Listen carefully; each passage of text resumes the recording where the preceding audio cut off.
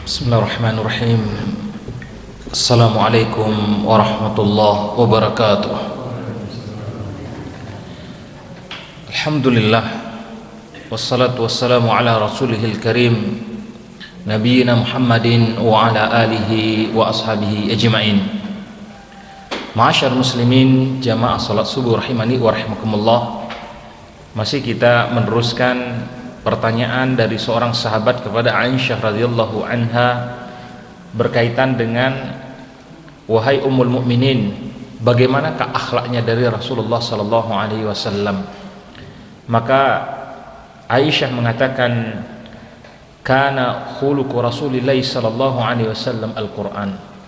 Sesungguhnya akhlaknya Rasulullah sallallahu alaihi wasallam itu adalah Al-Qur'an. Dan apakah kalian tidak membaca surah Al-Mu'minun? Maka Aisyah pun membaca, sesungguhnya qad aflahal mu'minun, sungguh beruntung mereka orang-orang yang beriman, alladzina hum fi salatihim khashi'un, yaitu mereka orang-orang yang dalam salatnya itu khusyuk, walladzina hum 'anil laghwi mu'ridun, dan mereka dari perkara yang tidak bermanfaat maka menjauhinya, walladzina hum lizzakati fa'ilun, mereka terhadap zakat maka dia membayarnya, walladzina hum li furujihim hafizun, dan mereka terhadap kemaluannya maka mereka menjaganya. Kita dalam beberapa pertemuan terdahulu telah membahas bagaimana khusyuknya salat dari Rasulullah sallallahu alaihi wasallam dan bagaimana beliau menghindarkan diri dari majelis-majelis yang tidak bermanfaat. Maka hari ini kita akan meneruskan dengan ayat, yaitu mereka yang terhadap zakatnya dia itu membayarnya, dan mereka terhadap kehormatannya maka dia menjaganya. Kata Aisyah, hakadha kana khuluqu Rasulillah sallallahu alaihi wasallam. Beginilah keadaan dari akhlaknya Rasulullah sallallahu alaihi wasallam. Maka sekarang berkaitan dengan zakat.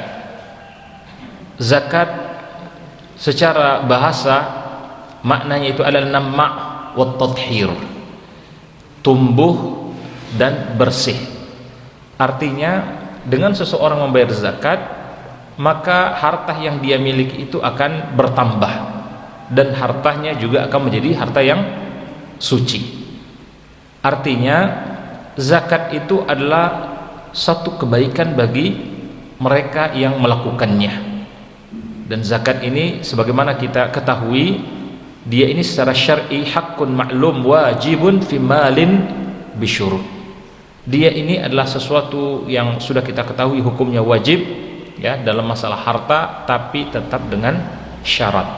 Ya, sehingga zakat ini dibayar oleh li ta'ifatin muayyinatin, bagi mereka tertentu, yaitu kelompok yang punya harta sudah sampai nisabnya, dan dalam beberapa harta yang lain itu sudah sampai kemudian haulnya ya.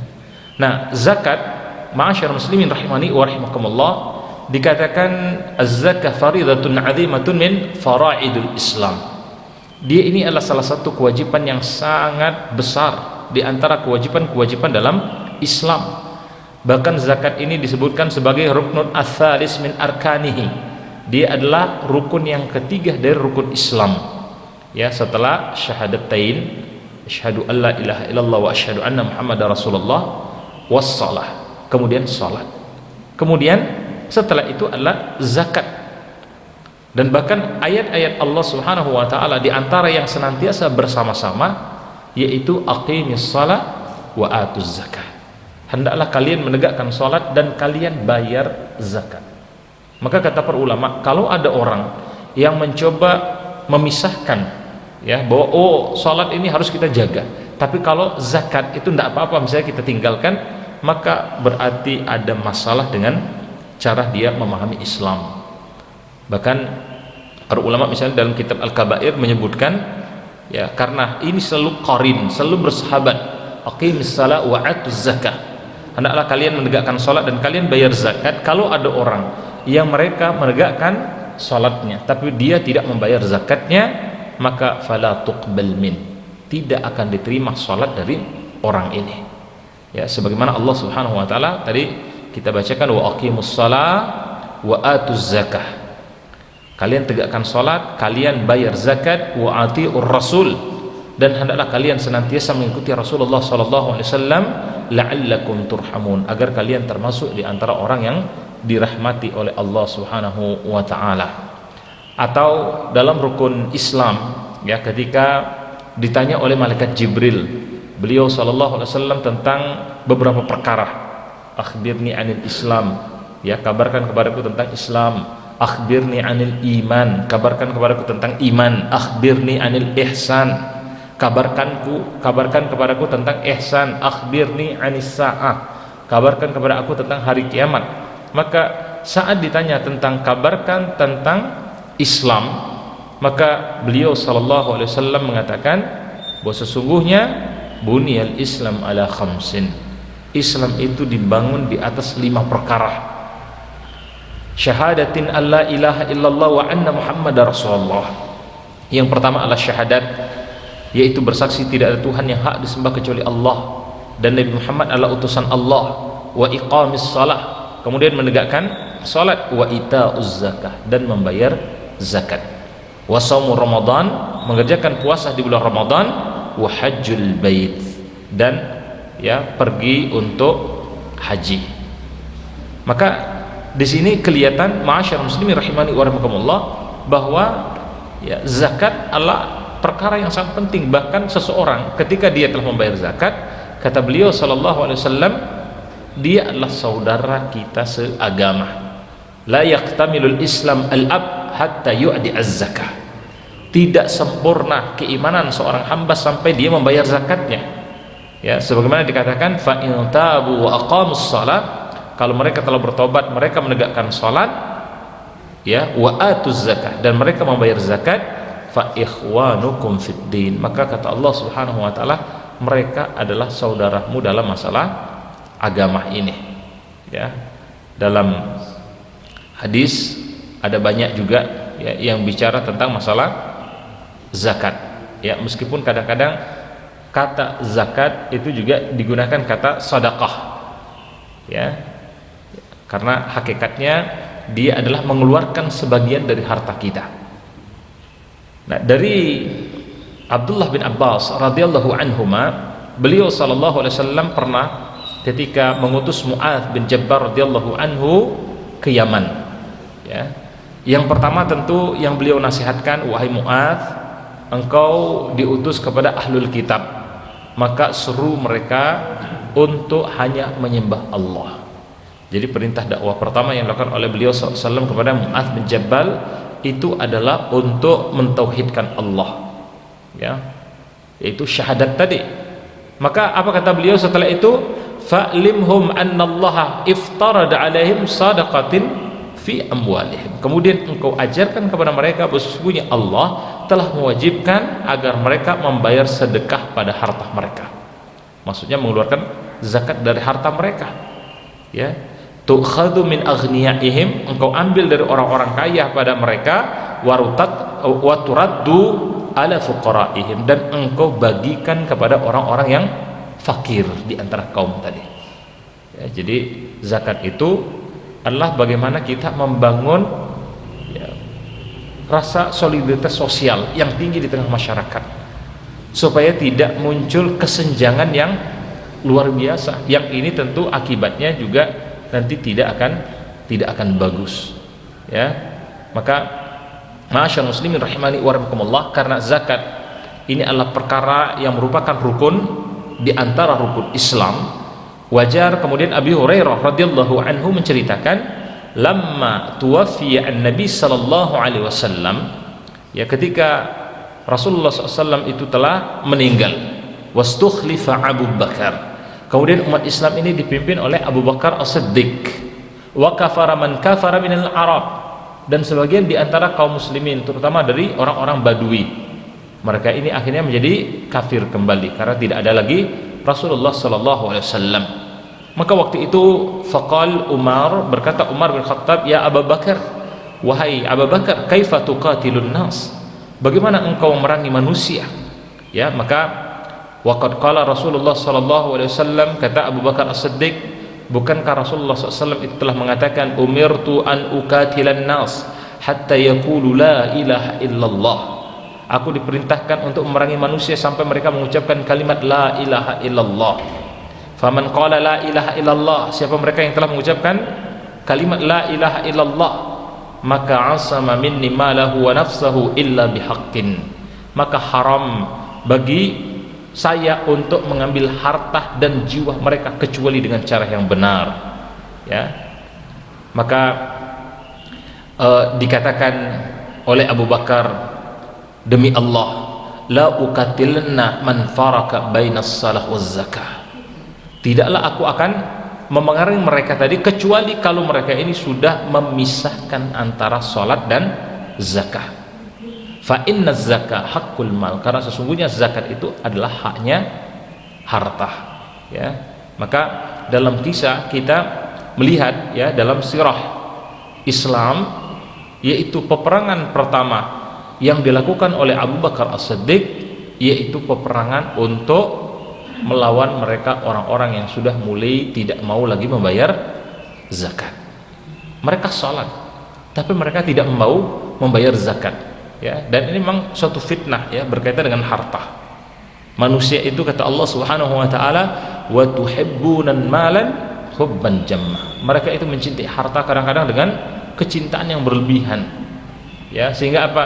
Ketika ada satu perintah dari Allah Subhanahu wa taala, mereka memilih-milih berkaitan dengan harta. Tidak sedikit yang merasa kalau kemudian dia berbagi dengan orang-orang yang berhak mendapatkannya, dia keluarkan sebagian saja, 2,5% saja paling tidak, misalnya.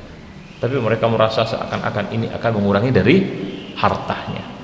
Sehingga banyak, kata para ulama, fakam min aghniya man la yu'di azzaka malahu, betapa banyak di antara orang-orang kaya, mereka akhirnya tidak membayar atau tidak mengeluarkan zakat dari hartanya. Ya, betapa banyak di antara mereka orang-orang yang kaya may yabkhal ala ahlihi wa iyalihi, bahkan jangankan untuk mengeluarkan kepada orang lain, kadang-kadang untuk mengeluarkan sebagian dari harta untuk anggota keluarga, ya, mungkin dengan istri, dengan anak, atau orang tuanya saja dia pelit. Padahal ini termasuk kewajiban, termasuk nafkah dari harta yang harus dia keluarkan. Ya, kenapa? Karena kecintaan mereka tadi terhadap harta tadi. Maka hakikatnya, wa may yabkhal fa inna ma yabkhal an nafsihi, siapa mereka yang sudah jadi orang yang bakhil, tidak mau mengeluarkan sebagian dari hartanya di jalan Allah, maka hakikatnya dia sedang bakhil terhadap dirinya sendiri. Wallahu ghaniyun wa antumul fuqara, Allah itu maha kaya dan kalian, kata Allah, adalah orang-orang yang hakikatnya fakir.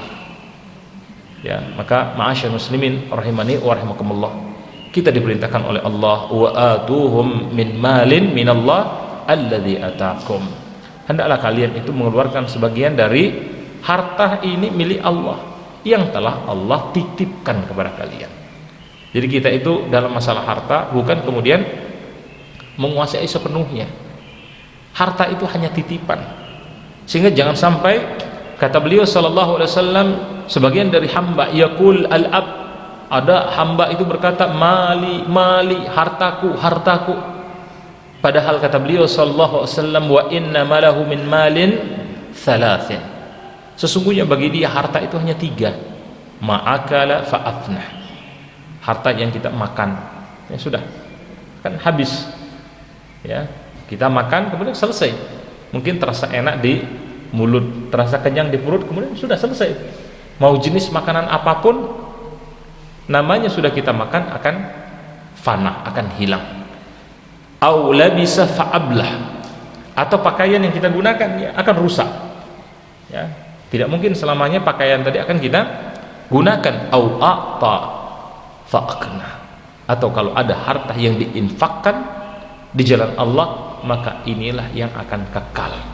Wa ma siwa dzalika, adapun selain dari yang 3 ini, ya, selain makanan yang kita makan, pakaian yang kita gunakan, atau sebagian dari harta yang kita infakkan di jalan Allah, maka fahuwa dhahiba wa tarakahu linnas, maka semuanya itu bisa dia akan pergi, harta tadi yang meninggalkan kita, atau kita yang akan meninggalkan harta tadi untuk manusia. Ya, cuman begitu saja. Maka sebenarnya kalau ada, kata beliau SAW dalam hadis yang lain, orang yang Allah telah cukupkan untuk hari itu. Dia punya sesuatu yang akan dia makan, dia punya sesuatu yang akan dia pakai, dia merasakan ketenangan dalam jiwanya, maka dia telah mendapatkan nikmat yang luar biasa. Kita punya harta yang banyak, rumah misalnya sangat besar, memang mau di mana? Apa kita mau tiduri semua itu? Ya, kamarnya di rumah tadi misalnya ada 50, terus kita mau pindah dari satu kamar ke kamar lainnya kalau tidur? Enggak. Kita punya makanan yang banyak, apa semua kemudian makan tadi akan kita makan? Juga tidak. Maka kita bukan berarti kemudian kalau begitu jadi orang miskin saja, enggak. Silakan jadi orang kaya, masya Allah. Menjadi orang kaya, dalam suatu hadis beliau SAW mengatakan, selama ini dengan ketakwaan, selama kekayaan tadi disertai dengan ilmu, ya, dia berusaha harta tadi betul-betul dijamin dapat dari yang halal, keluarkan untuk kebaikan. Maka kata beliau SAW, wa yasilu fihi ar-rahmah, akan sampai rahmat Allah Subhanahu wa taala kepada orang ini. Wa huwa bi ahsanil manazil indallah. Dan orang kaya selama didasari dengan ilmu, dengan ketakwaan kepada Allah Subhanahu wa taala, niscaya bisa menjadi orang terbaik di sisi Allah Subhanahu wa taala. Jadi jangan kita salah paham, kalau begitu jadi orang miskin saja. Tapi maksudnya harta yang kita miliki itu jangan sampai masuk ke dalam hati kita. Jangan sampai kita termasuk di antara orang yang menumpuk-numpuk harta, kemudian kita berbangga-banggahan di hadapan manusia. Lihat tuh rumah saya bagus. Memang kalau rumah bagus kenapa? Lihat harta saya banyak. Memang kalau harta banyak itu kenapa? Ya, tapi kalau kita harta banyak kemudian kita gunakan untuk kebaikan-kebaikan, ada orang yang membutuhkan, kita bantu mereka, maka masya Allah, inilah yang diinginkan dalam agama kita. Nah, ma'asyar muslimin rahimani wa rahimakumullah, dikatakan ketika kita membayar zakat dalam harta kita, tudkhiru nafsahu al-muzakki minal bakhl, ini niscaya akan membersihkan, ya, yang membayar zakat tadi dari sifat kebakhilan. Jadi harta itu kalau memang kita sayang-sayang, ya sudah, dia akan masuk ke hati kita, susah kita keluarkan. Tapi kalau kita yakin insyaallah nanti, ma naqisat min malin bisadaqatin, tidak mungkin harta itu akan berkurang dengan sedekah, ya sudah, kalau memang harus ada yang dikeluarkan, kita keluarkan, ya, kita akan merasa tenang, orang lain juga akan merasa senang dengan kita, ya. Maka kata beliau sallam, ya, hendaklah kalian ini, ya, berbagi dengan orang lain, dan yakin Allah telah berfirman, khuz min amwalihim sadaqatin tutakhiruhum wa tuzakkihim biha, kalian ambil harta dari mereka ini sebagai sedekah, membersihkan bagi mereka, mensucikan bagi hati-hati mereka tadi, wasalla alaihim, dan berikan salawat kepada mereka, karena sesungguhnya salawat engkau kepada mereka tadi akan sampai wallahu sami'un alim, dan Allah itu maha mendengar dan maha mengetahui. Ya, justru banyak kita mengetahui kalau ada orang dia ternyata pemurah, dia senang berbagi dengan orang lain, maka jaminan dari Allah Subhanahu wa taala, wa ma anfaqtum min syai'in, tidaklah satu harta yang engkau infakkan tadi kecuali fahuwa yakhlifuhu, Allah akan mengelipat gandakannya, wa huwa khairur razikin, dan Allah adalah sebaik-baik pemberi rezeki. Ya, jadi kita kadang-kadang tidak sadar, boleh jadi sebenarnya bertemu atau bertambah harta kita tadi ya karena kemurahan hati kita. Jadi kita memohon kepada Allah Subhanahu wa taala bukan cuma sekedar ya Allah berikan kepada hamba misalnya harta yang banyak, tapi kita juga mohon kepada Allah supaya ya Allah berikan kepada kami ini kelapangan hati untuk senang berbagi. Karena betul banyak orang punya harta yang banyak tapi ternyata untuk berbagi itu susah. Ya. Akhirnya kan ibarat air, saluran air, ya, kalau air tadi banyak tapi tidak ada salurannya, nah itu bisa rusak itu air, tidak bagus. Tapi kalau banyak dia bisa mengalir, terus mengalir, maka masya Allah inilah yang disebut dengan keberkahan tadi. Dan Allah memang menjanjikan akan melipat gandakan bagi mereka.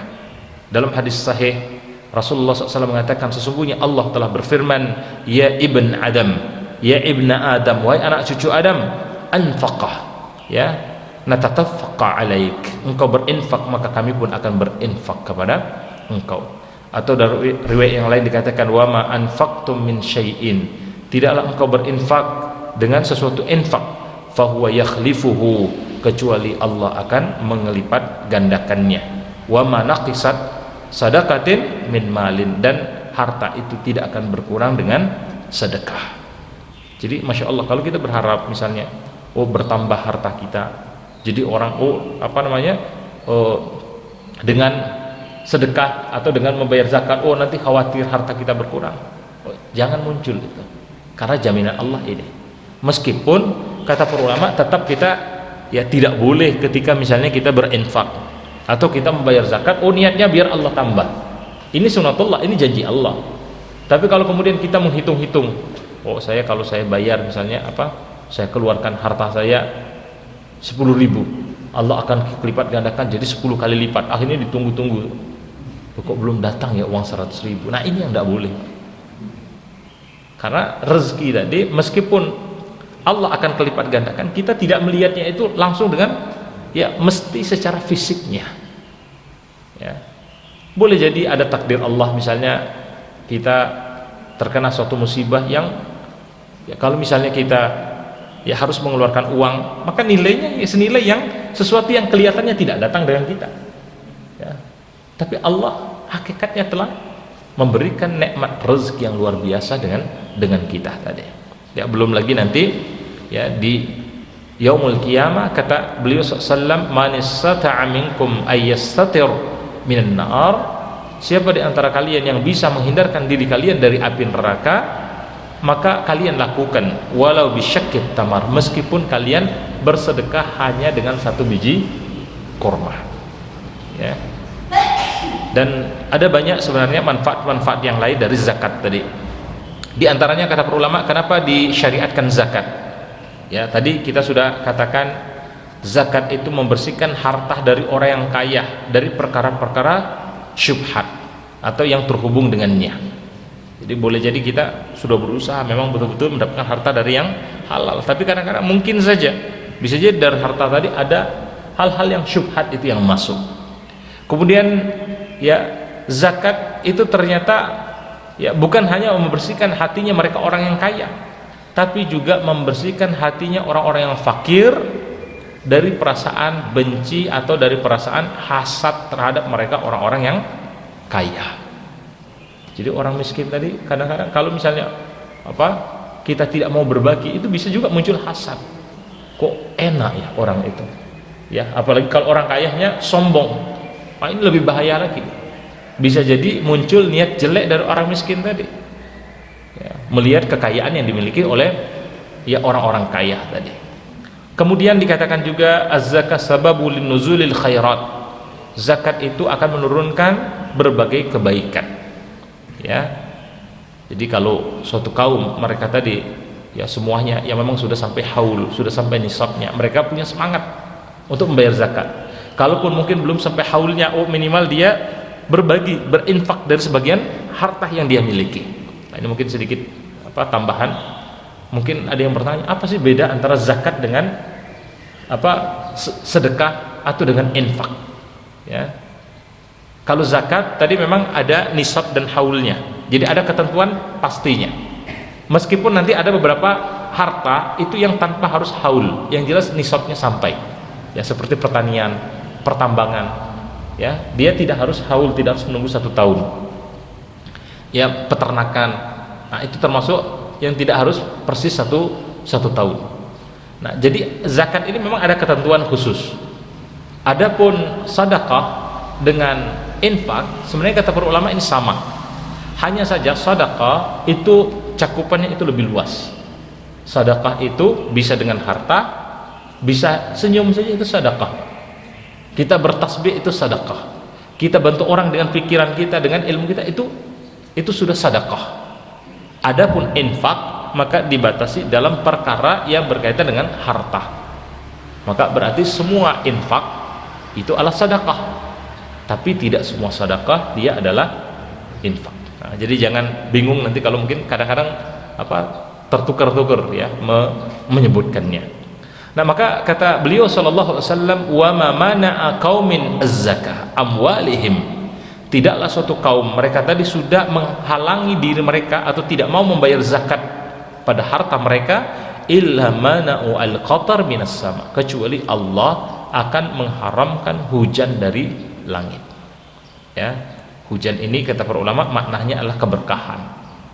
Jadi kalau ada orang sudah mulai satu kaum terkena paceklik, sudah mulai kok ekonominya sulit semua, ya, orang-orang merasakan begitu susahnya kehidupan tadi, boleh jadi salah satunya adalah karena banyak orang kaya yang sudah tidak mau membayar zakat.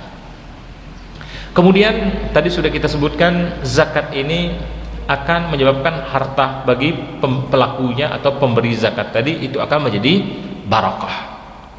Dan kita kan memang dalam masalah harta, masalah rezeki, yang kita mohon kepada Allah Subhanahu wa taala, Allahumma inna nas'aluka barakatan fir rizqina. Ya Allah, kami mohon kepada Engkau keberkahan dalam masalah rezeki kami. Jadi kita harta itu, Pak, yang kita butuhkan berkah.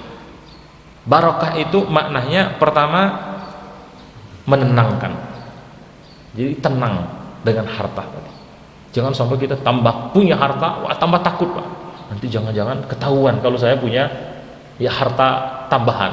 Kenapa? Ya boleh jadi mungkin hartanya didapatkan bukan dengan cara yang halal. Jadi orang dapat harta banyak itu akhirnya sembunyi-sembunyi. Ya. Wah, takut dia meletakkan di rekening dia, akhirnya dikirim ke rekening orang. Nah, ini berarti ada masalah ini, udah tidak tenang. Titip ya. Ada, Pak, yang nitip. Kemudian yang kedua, selain harta tadi itu menenangkan, itu yang barakah itu, maka harta itu tadi mencukupkan, membuat kita merasa cukup. Kalau kita sudah punya gaji 50 juta per bulan, kok tidak cukup, Pak? Nah, dipertanyakan itu keberkahannya. Tapi meskipun mungkin kita cuma 1 juta, cuma 2 juta, tapi Masya Allah terasa cukup. Dan hidup kan memang kan katanya yang paling enak itu cukup, Pak, ya. Pas butuh cukup, mau bangun rumah cukup, mau beli mobil cukup, mau umrah cukup. Jadi hidup itu secukupnya saja, Pak. Nah, tidak perlu kita berlebihan. Kemudian yang ketiga yaitu memberikan manfaat. Nah, diantara bukti harta yang barakah ya ini, 3 ini. Ya, dia menenangkan, membuat kita merasa cukup, kemudian dia memberikan manfaat. Jadi kalau keluar, maka harta tadi itu keluar pada hal-hal yang betul-betul membuat kita semakin dekat dengan Allah Subhanahu wa taala. Nah, tapi kalau kemudian harta tadi itu tidak barakah, nah sebaliknya itu yang akan terjadi. Dan zakat, kata para ulama, ini akan bisa membuat kemudian keberkahan tadi itu datang dalam harta kita. Ya. Termasuk zakat itu juga merupakan ya upaya untuk membangun masyarakat yang berkeadilan, ya, supaya tidak banyak lagi orang-orang yang fakir, para pengangguran. Dan Masya Allah memang kalau taruhlah misalnya masyarakat kita ini membayar zakat, ya, meskipun di negeri kita tapi sudah beberapa tahun yang lalu, wallahu alam sekarang mudah-mudahan sudah meningkat. Jadi potensi zakat itu katanya belum lebih dari 10%. Kita bisa bayangkan, berarti masih ada 90% orang yang mereka sudah sampai nisab, ya, atau haul dari hartanya, tapi mereka belum tergerak hatinya untuk membayar zakat. Ya. Jadi kalau misalnya itu uang, ya, taruh 85 gram emas, 85 gram emas, kalau dihitung dengan emas itu jumlahnya berapa? Emas berapa sekarang per gram? Berapa? Anggap misalnya mungkin gaji 60 juta misalnya, Pak, atau harta 60 juta lah misalnya. Ya, 60 juta misalnya itu sudah ada zakatnya. Kalau 60 juta haulnya, berarti 60 juta tadi 1 tahun berapa diminta? 2,5% dari itu, Pak. Ya. 60 juta kalau 10%-nya 6 juta. Masih dikurangi lagi. Ya.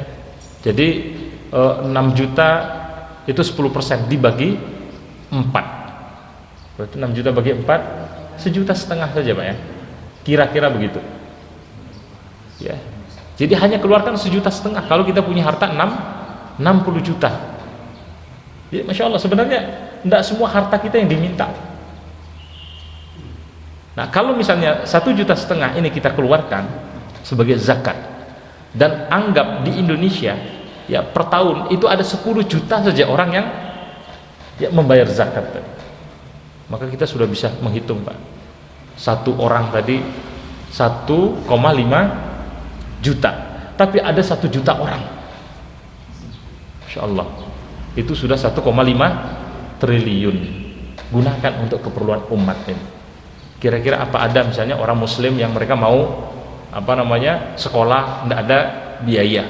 Apa ada di antara kaum muslimin mereka ingin ya berobat karena sakit, akhirnya tidak ada biaya? Masya Allah, ini putaran uang yang luar biasa sebenarnya, atau putaran harta yang luar biasa di tengah umat ini kalau itu dikelola dengan baik.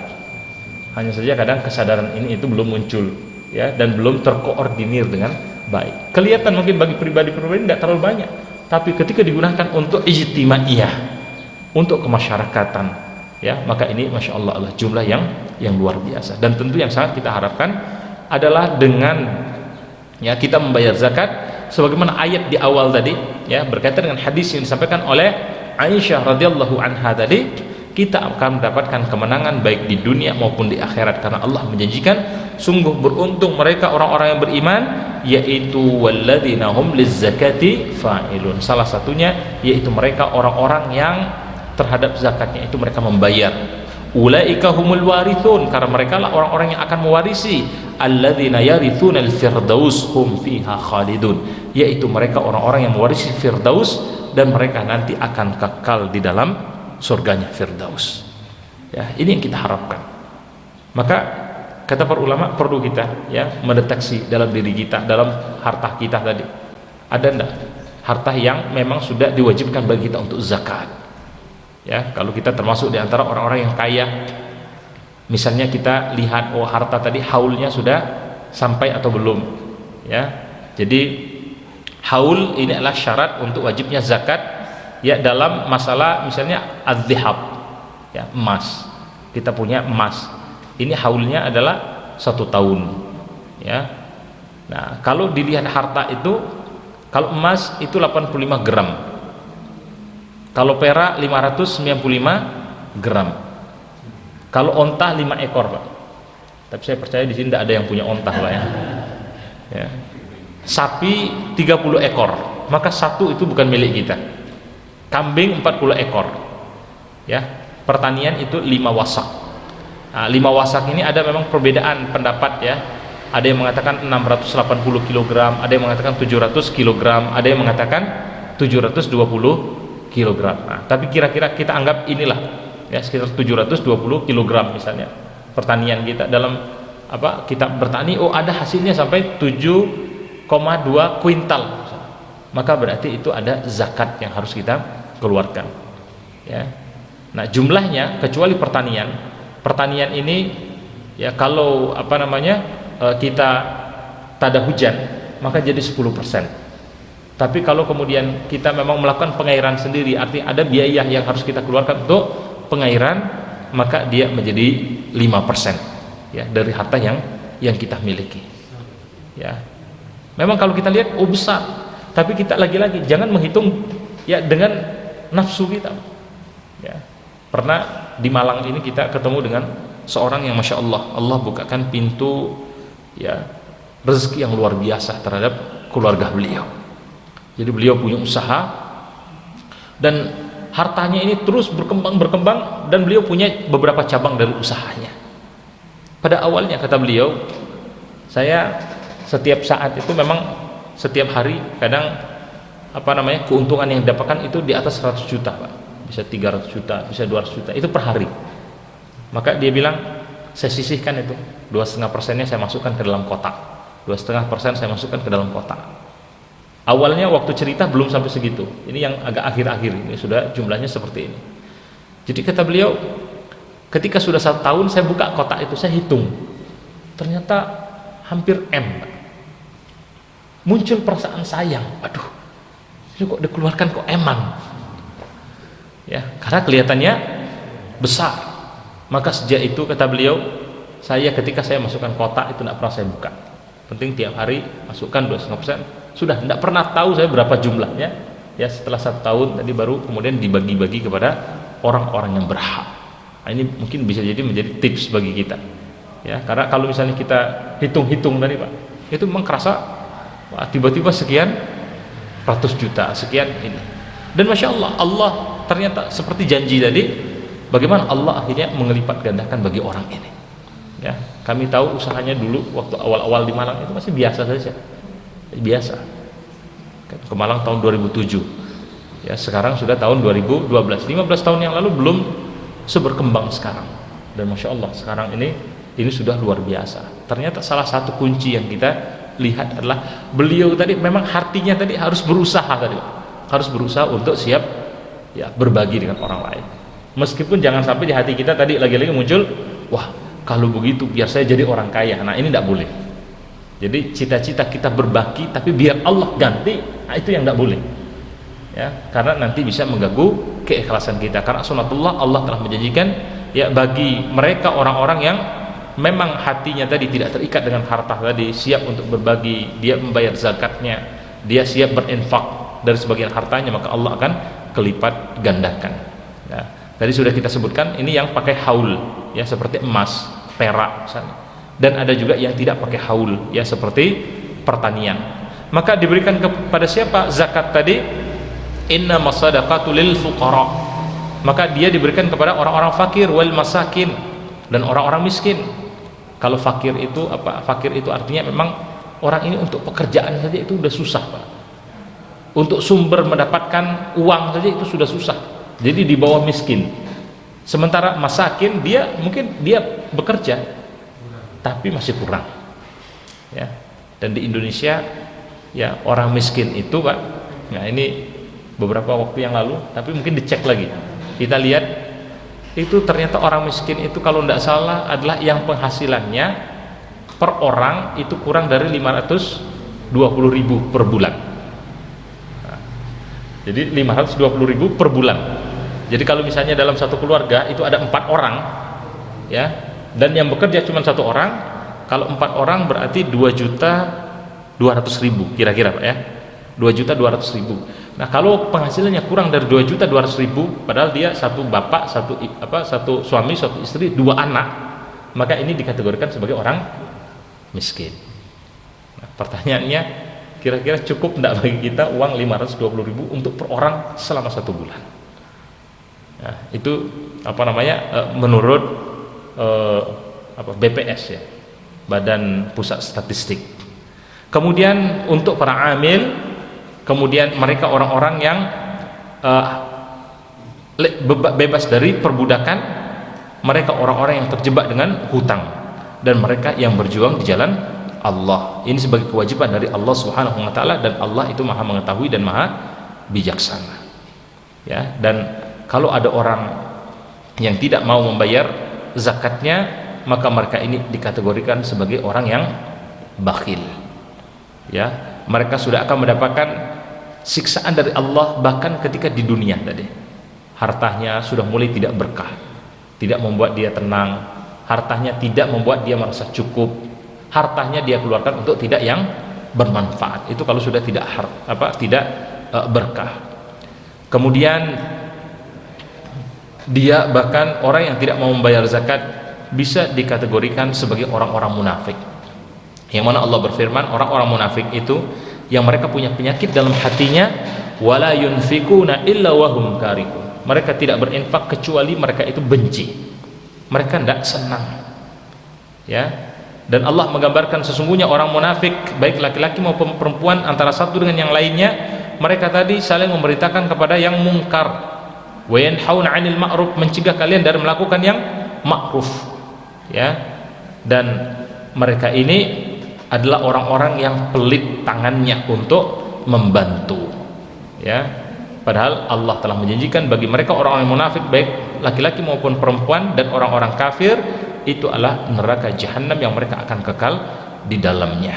Ya, maka perlu kita untuk hati-hati Pak masalah zakat ini. Ya, kita cek, oh ternyata memang belum sampai nisabnya, belum sampai haulnya, maka minimal tadi kita siap untuk berinfak dari sebagian harta kita. Ya, wallahu taala a'lam. Mungkin ini dulu yang bisa kita sampaikan ya, sebelum kita akhiri. Mungkin ada yang ingin ditambahkan atau ditanyakan, kami persilahkan. Ya. Ini dulu Pak ya. Monggo. Suatu saat kita ini pernah kehilangan harta atau barang. Kalau itu kita ikhlaskan, apakah itu bisa dianggap sebagai sedekah? Ya. Kalau harta hilang, kemudian kalau misalnya kita anggap zakat, jelas tidak. Kalau zakat, wah saya berarti tidak perlu bayar zakat lagi. Karena sudah dianggap, itu seharusnya saya bayar zakat itu, tapi udah hilang duluan. Nah, ini tidak boleh. Kalau kemudian, apakah Allah bisa memberikan ya pahala sedekah bagi kita tadi? Wallahu ta'ala a'lam. Yang jelas, ya ketika kita misalnya kehilangan barang, ya memang ya kita mau apa lagi, Pak? Ya, tinggal mengikhlaskan saja. Loh, kita mau nangis-nangis juga apa kemudian barangnya akan datang lagi? Wallahu ta'ala alam. Kita tidak paham. Sehingga kalau kemudian ditanya apakah dia akan menjadi nilai sedekah bagi kita atau tidak, ya itu tergantung nanti ya kebersihan hati kita. Ya, justru ya sebagian dari orang-orang saleh terdahulu, kalau mereka misalnya mendapatkan beberapa cobaan dari Allah, ada anak yang sakit, kok sering sekali sakit, atau bahkan mungkin kok hartanya tiba-tiba hilang ya, letak sini diambil orang, letak sini. Nah mereka langsung koreksi diri, ada apa ya? Jangan-jangan mungkin selama ini saya termasuk di antara orang yang pelit. Ini bukan Pak ya, ini bukan kita nuduh-nuduhi orang lain, tapi minimal ini untuk diri kita sendiri. Oh, jangan-jangan apa karena saya kurang sedekah ya, kok langsung Allah ambil begini ya. Nah, jadi kita perlu tadi untuk justru mungkin ketika ada harta yang hilang tadi, tambah lagi Pak. Tidak apa-apa, insya Allah berarti saya tambah lagi dengan sedekah. Nah, mungkin ya, meskipun memang prinsipnya ketika ada harta yang hilang, tetap kita memang harus ya mengikhlaskan tadi. Tapi apakah kemudian itu akan nilainya sama dengan kita berinfak, hartanya masih ada kemudian kita ikhlaskan dengan ya hartanya memang sudah hilang kemudian kita ikhlaskan, ya tentu kemungkinan besar kemudian pahalanya itu akan berbeda ya. Wallahu taala a'lam. Begitu Pak ya. Ya. Monggo. Terkait dengan niat, niat bahwa untuk niatnya zakat mungkin potong uang itu setiap bulan kepada lembaga. Nah ini apakah pada akhirnya juga pakai dinilai zakat? Yang kedua pakai dengan haul dan nisab. Ini kan ketika kita pikirnya haul dan nisab itu pada kondisi yang dua ini lalu dalam 1 tahun itu kan biasanya kita itu kan nisabnya itu sering nyampe dapat rezeki, nisabnya nyampe tapi belum haul kan. Haul ya, haulnya sudah nyampe. Haulnya 1 tahun. Haulnya 1 tahun ya, tapi kan posisinya itu sesaat-saat gitu. Artinya kan kalau kita hitungnya itu sudah pada posisi yang selama 1 tahun itu biasanya kan bisa-bisa itu sudah dokumen tidak dapat, tapi akhirnya dihitung lagi terus tidak nyampe karena dipakai biaya lain. Maksud saya apakah termasuk juga, karena kan seperti ini orang untuk punya rumah sudah cukuplah seperti itu gitu. Tapi karena punya keinginan sehingga rumahnya menjadi baik, sehingga uangnya yang tadi sebetulnya sudah nyampe itu akhirnya masuk ke situ lagi kan gitu. Masuk ke itu gimana? Ya. Yang pertama masalah ya, ini memang kita kan hidup di negeri yang tidak 100% menerapkan syariat Islam. Tapi kita juga tidak bisa mengatakan oh Indonesia bukan negara Islam, akhirnya langsung tiba-tiba berarti ini harus kita lawan dan seterusnya, bukan itu. Tapi artinya dalam beberapa hal ya kita mungkin perlu ada perbaikan ke depan. Dan Masya Allah sekarang kan ada arah kan, semangat dari masyarakat ya untuk mulai misalnya ada lembaga-lembaga Islam ya, lembaga ekonomi Islam itu sudah mulai muncul. Tapi kadang-kadang kan menjadi persoalan misalnya antara zakat dan pajak. Kalau idealnya di negeri Islam, maka yang membayar jizyah atau pajak itu adalah orang-orang non-muslim, yang mereka adalah orang-orang dhimmi yang tidak memerangi Islam. Dan mereka dengan membayar pajak tadi maka dilindungi hak mereka. Ya. Mereka tidak perlu untuk ikut dalam berperang, ya, berjihad, mereka punya hak yang sama akhirnya sebagai warga negara dengan kaum muslimin yang lainnya. Nah, sementara kaum muslimin mereka tidak perlu membayar pajak, mereka cukup membayar zakat. Nah, di negeri yang ya tidak tadi menerapkan sepenuhnya sistem ekonomi Islam seperti ini, kadang-kadang umat Islam akhirnya ya merasa double. Loh, saya harus bayar pajak, bajaknya harus nambah-nambah terus juga misalnya. Terus gimana dengan zakat saya? Ya. Nah, ini kata para ulama, ya inilah ya resiko keadaan kita seperti ini. Tapi tetap tadi kita tidak bisa menyamakan, ini yang paling aman ya. Paling aman bagi kita, jangan menyamakan zakat tadi itu dengan pajak. Ya, karena memang secara hukumnya itu kan berbeda. Maka kalaupun mungkin dalam hal-hal tertentu kita harus bayar pajak, tapi ternyata juga kita tuntut bayar zakat, ya kita yakin saja bahwa Allah innahu ghaniyun alim. Allah itu sangat kaya. Gampang bagi Allah ingin melipat gandakan kekayaan bagi kita tadi. Jadi kalau memang sudah sampai nisab, sudah sampai haulnya, ya sudah kita keluarkan saja. Persoalan kita double, ya sudah itu urusan Allah, karena semua rezeki tadi hakikatnya dari Allah. Ya, termasuk misalnya di bank tadi. Saya kan nyimpan uang di bank misalnya. Ya, kan saya kan ada uang admin ya yang apa namanya yang harus kita bayar, tak potong, saya hitung sebagai zakat saja ini. Itu juga kata para ulama tidak bisa ya, karena dalam logika ketika kita menabung tadi, misalnya Pak, saya punya uang 100 juta Pak, boleh tidak saya titip tapi tanpa upah apa-apa, kira-kira Bapak mau tidak mau Pak ya. Nah, maka hukumnya administrasi tadi dianggap itu sebagai ya titipan, apa namanya, biaya titip ya, biaya jasa untuk titip ya, jasa titipnya itu tadi. Tadi kan yang tanya saya itu terkait dengan niat tadi. Jadi niat setiap bulan menabung sekian untuk lembaga ini.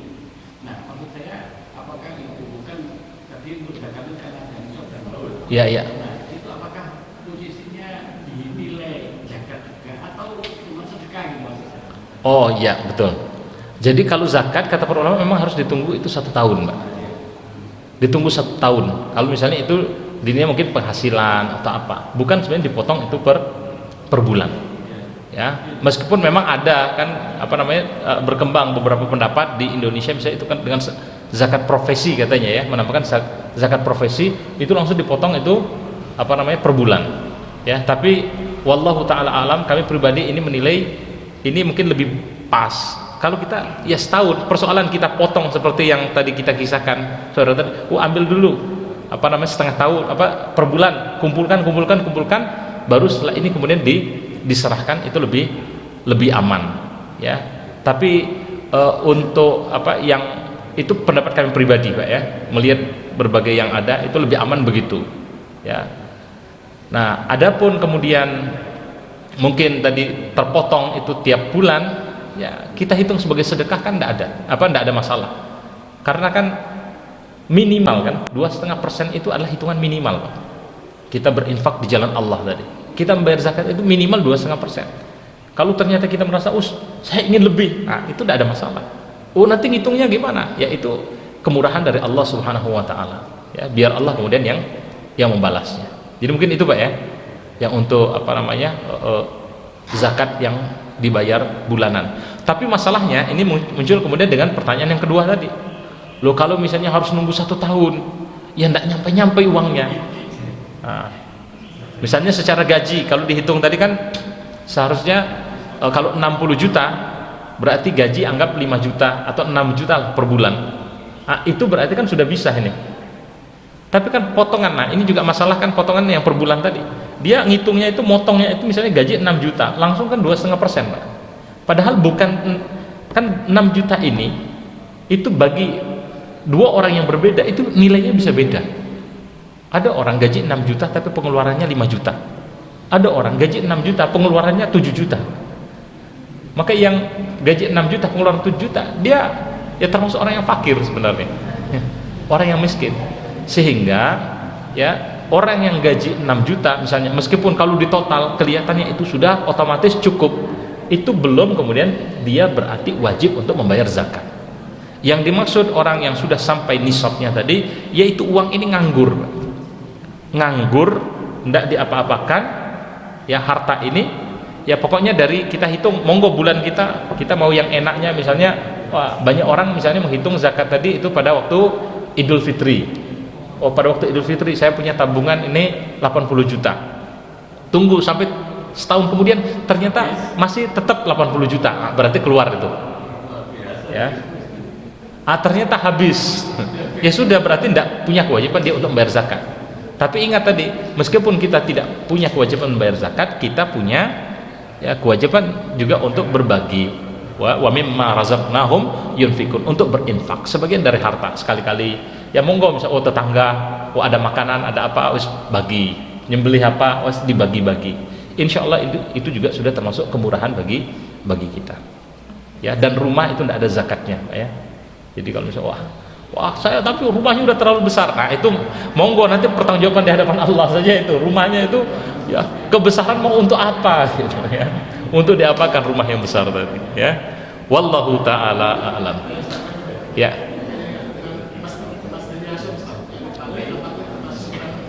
emas perhiasan ya.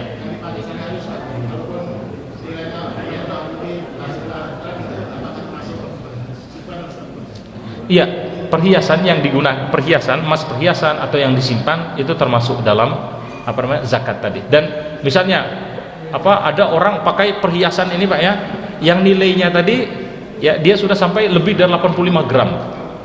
Ya, taruhlah dia punya 100 gram Pak. Maka 100 gram ini dalam 1 tahun dia keluarkan 2,5%. Terus setahun kemudian harta ini kan masih ada Pak. Kan tidak berkurang dia, misalnya tetap 90 gram atau 100 gram, maka tahun berikutnya dia keluarkan lagi ya, selama itu tetap ada tadi sampai 1 tahun haulnya tadi ya.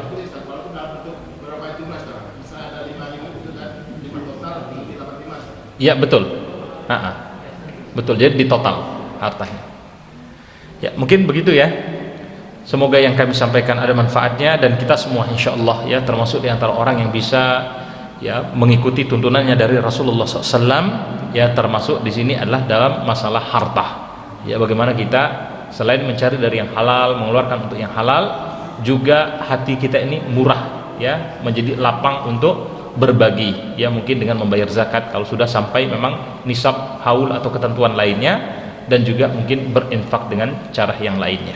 Kita akhiri, subhanakallahumma bihamdika asyhadu an la ilaha illa anta astaghfiruka wa atubu ilaih. Assalamualaikum warahmatullahi wabarakatuh.